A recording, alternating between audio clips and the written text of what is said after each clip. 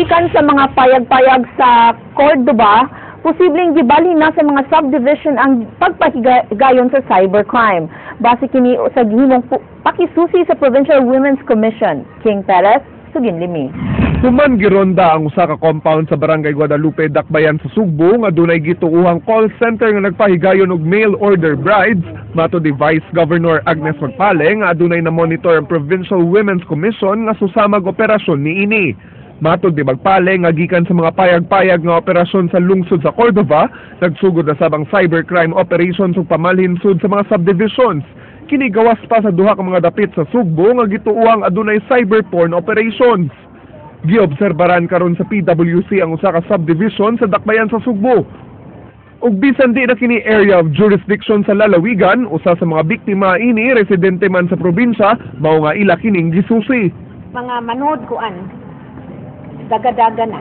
I must admit lang nga masaglisod mi karon, pero nananghid ko usa ka silingan sa gahapon. Doon na may gipatawag ng kaila. Ang musod mi dito.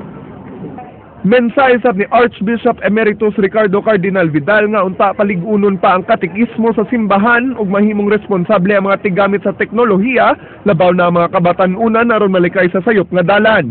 Gihagit sab niya ang otoridad nga pangusgan pa ang pagtumbok sa mga tigpahigayon niini. Should be, because that is police matters and that does not belong to us.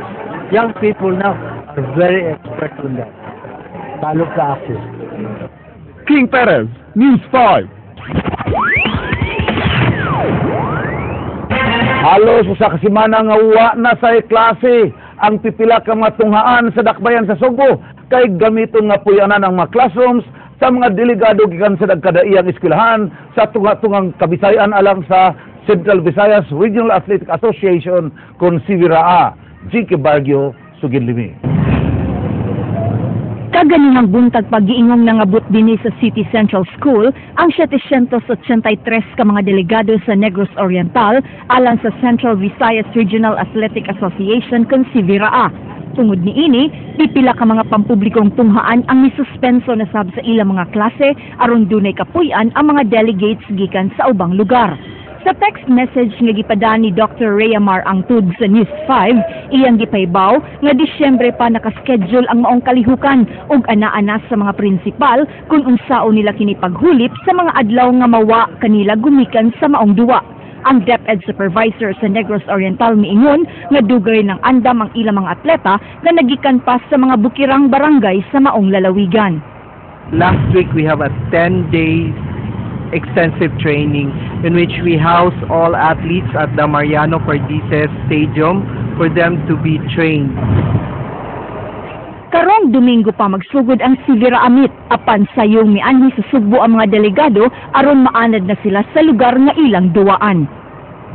Our athletes came from not just from urban centers but also for far-flung barangays. So because this is Negros Oriental, so we have like span around 200 kilometers from north to south. Suway nga gikuhaan sa ilang tubag ang DepEd Cebu City Division apan di makontak ang ilang mga labaw. 5 ka adlaw himuon ang mga duwa sa Sivira. Jinky Bargio, News 5. Karong Sabado na gyud madawat ilang lolo ug lola ang gisaad nga 3,000 pesos sa Cebu City Government. Ang 2,000 pesos dinhi mao ang puwang sa miaging tuig ug ang 1,000 gidugang sa mga senior citizens isip ilang Valentine's gift. Leslie Caminade Vistil, Suginlimi. Nidagsa sa City Hall silang lolo ug lula kaganiha aron mulukat og sidula. Human sila makadawat og taho nga usa kini sa requirements sa pagkuha unya silang financial assistance. Hinungdan nga bisan og taas kayo ang linya, ila kini giantos. Silula ni Kasan na niguro na lang aron kunuwa na daghang kuti inigkuha sa iyang bahin.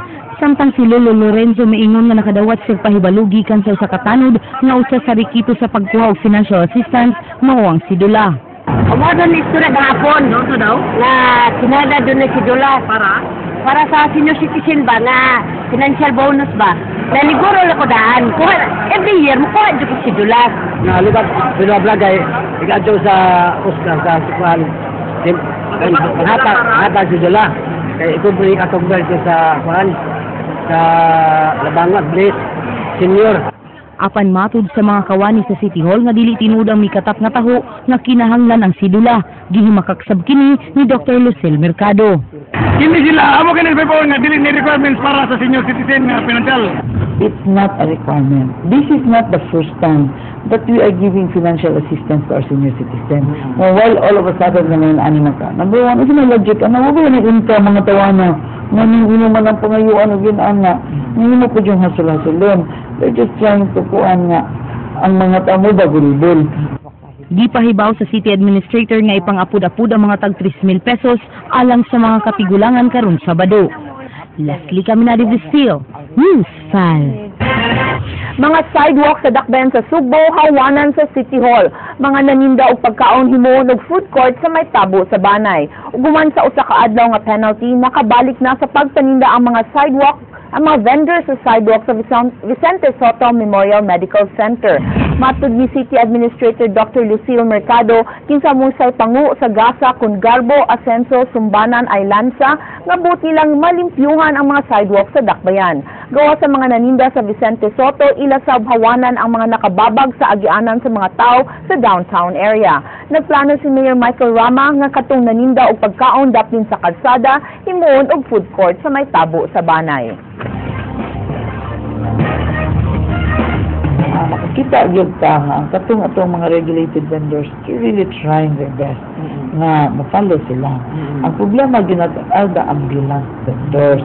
Kanang mga ambulance, dili, ba makaingon nga nakapasirhan kay buwan man sila. So the only thing is, magsabot na lang sa uban nga mga kuan na doon nag-station dito nga mag-monitor. Gipaubos og duha ka adlaw nga orientation workshop ang mga investigador sa Office of the Ombudsman for the Visayas alang sa pamaagi sa pagsusi sa Priority Development Assistance Fund sa mga magbabalaod. King Perez, Sugindimi.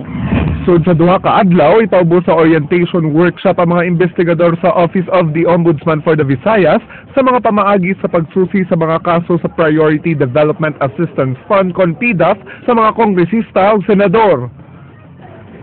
Ito ang pinakauna na nagkakandak tayo ng seminar para mabigyan sila ng skill para at least maging uniform ang aksyon ng mga investigators natin dito sa Office of the Ombudsman. Igo na lang sab nga isubmit sa maong buhatan ng ilang report subay sa gipatuman nga centralization sa tanang investigasyon sa kaso sa PDAF. Matod ni Apostol nga sa pag-imbestigar sa PDAF, gikinahanglan ng ocular inspection sa mga NGOs nga gitugyanan sa paggamit sa PDAF sa mga magbabalaod. Subay kini sa iyang pagbisita sa mga lalawigan sa Negros Occidental ug Oriental na sayran nga dunay mga non-existent NGOs. Dakong tabang sabang Commission on Audit sa ilang kampanya nga masusi ang paggamit sa PDAF apan kutob lang ang maong ahensya sa pagtumbok sa sayop nga paggamit sa pondo sa PDAF. Ang amin naman kasi, ang inaay ng ating mga investigador ngayon, no, to secure administrative conviction at criminal conviction in court. So doon nakatuon ang lahat na investigador natin. Gipasabot sab ni Apostol nga bisan uwahi na ang pagpahigayon sa mong seminar human gideklarar sa Supreme Court nga unconstitutional ang PDAF, makatabang gihapon kini sa pagtumbok sa sayop nga paggamit sa mga opisyales sa kwarta sa katawhan. Hindi huli yan dahil ang purpose niyan, kung may nagkasala, dapat parusahan. So, yung iniimbestigahan natin kahit prior year, so lahat naman sinasabi niyong PDAF. Padayon pasab nga gisusi sa kauluhan ng gingong tulo ka kongresista sa Sugbo nga nalambigit sa sayop nga paggamit sa PDAF. King Perez, News 5. Sa unang higayon, gipakita sa mga Japanese investors ang ilang plano sa pagatukuron nga retirement home sa SRT. Gibana-bana nga matapos ang tulo ka mga buildings sulod sa 4 ka tuig. Leslie Caminado Vistil, Sugid Libi. First floor, second floor is common space, like a food or a restaurant. Gipakita sa kadagkuan sa Island Way Philippines Incorporated ang ilang planong retirement facility na tukuron sa Southward Properties.